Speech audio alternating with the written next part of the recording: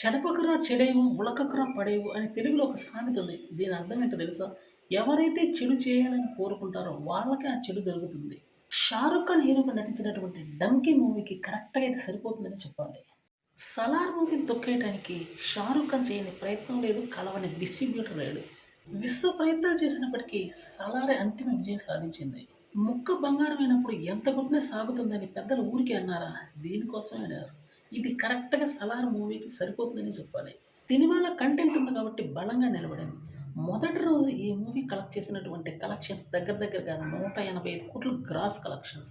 అదే 'donkey' movie మొదటి రోజు 90,00,00,000 కలెక్షన్స్ అతి కష్టం మీద రాబట్టింది. 'డంకీ' మూవీ కలెక్షన్స్ రెండో రోజుకే బాగా చల్లబడ్డాయని చెప్పాలి.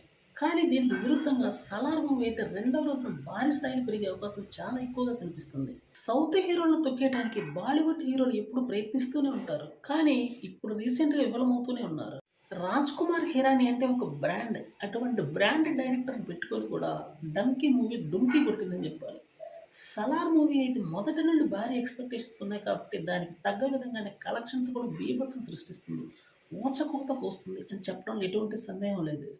ప్రశాంత్ నీల్ ప్రభాస్‌ని ఏ విధంగా అభిమానులు చూడాలనుకుంటున్నారు అన్న నాడి పట్టి మరి ప్రభాస్‌ని తిరుగులేనటువంటి ఎలివేషన్స్‌లో చూయించడంతో సినిమా సూపర్ బ్లాక్ బస్టర్ అయింది.